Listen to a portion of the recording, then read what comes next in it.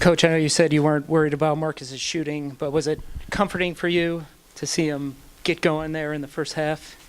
I mean, Marcus is an explosive offensive player, and I was never concerned about his shooting. He's a guy that and the law of averages, it's going to average out, and certainly today he got going and really created some separation in the game early after not starting the game particularly well.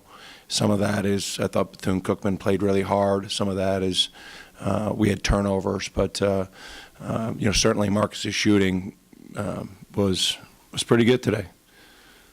And then obviously the 37 points is kind of the elephant in the room, but also a lot of rebounds and assists again. What have you noticed with him really developing that rebounding? When your point guard can defensive rebound, it's a huge asset for your team. First of all, most teams don't send their point guards to the offensive glass, so he's a free rebounder. And then when a point guard gets a defensive rebound, your fast break is usually faster. If you think of, the great fast breaks over the course of basketball, for me, I think of the Showtime Lakers.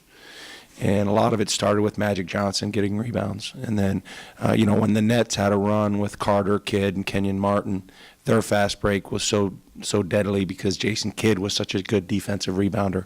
And I'm not saying Marcus is in their category as rebounders, but that's the impact a guard rebounder can have on a team. It not only finishes a defensive possession, but it's a great start to an offensive possession.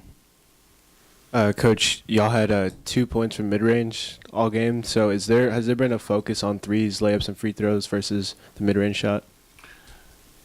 Yeah. I mean, we've pretty much played that way, in recent years where, obviously we want to get the ball to the basket, and I thought we did that better tonight or this afternoon than we did in the first game, which was good. We want to utilize the three-point line because we have really good shooters. And an area I think we need to continue to improve upon is getting to the free throw line.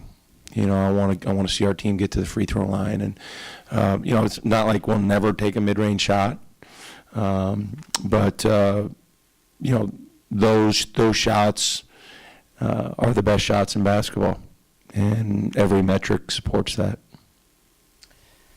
The 20-plus turnovers were a little unsightly. Is that just a result of the new guys kind of still finding their way with Yeah, that, our team, we're very much a work in progress. Our team is going to evolve over the course of the year.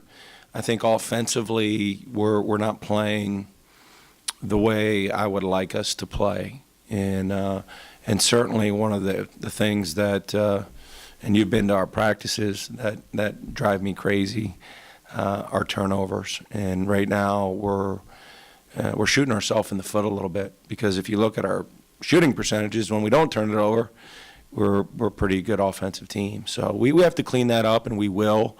And I think day after day we'll get a little bit better at it. And obviously that's got to be a point of emphasis for us. So. And then big game coming ahead against Indiana. I think it was 95 or 94 points, their two combined victory margins. What'll be the key for going into that place? Not exactly easy environment either. John, I really try to take it one game at a time. So, for me to have any comments about Indiana right now, I'm unprepared to do that. I do know that it's a great basketball program. Archie's one of the best coaches in the United States, and they have very, very talented players. But for me to get into it with any more detail than that, it wouldn't be fair. Ed had, I think, 3 blocks. Was it kind of the interior presence you were looking from him when you got him as a transfer? Yeah, I thought Ed was really good. I thought Ed was really good today. I told my team in the locker room that the first question I was going to get was about Marcus, is 37. And it was a good question. It was a good question. I'm not busting your chops. But the play of the game occurred at 13:40 when the score was 8-4. Do any of you know what that play was? Chase down. We turned it over, and we had about 3 guys on the court quit on the play, and we had 1 guy who didn't, and his name was Ed Morrow. And that was one of the best plays I've had a player make since I've been the coach at Marquette. It was the ultimate hustle play. It was a momentum play. And if you look at what we did from that point on, the game changed significantly. And I think a shallow approach is the game changed significantly because the basket got big for Marcus. The play of the game was Ed Morrow's chase down block. And that's really good. And that's how we need Ed to play.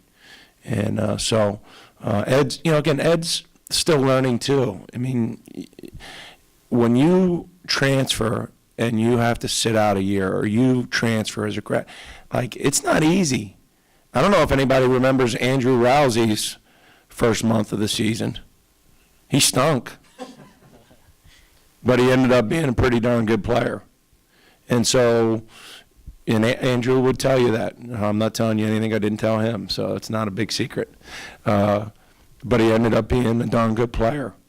And so we got a lot of guys who are trying to get traction and learn our system and do the right thing. And so Ed's one of those guys, but he's going to be a very, very important player for us. And I thought he showed some real good signs today. Good. Thank you. You have no questions, Charlie? What are we going to have for dinner? What do you want to have for dinner?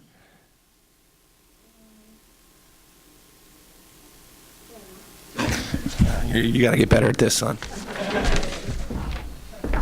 Thank you, guys.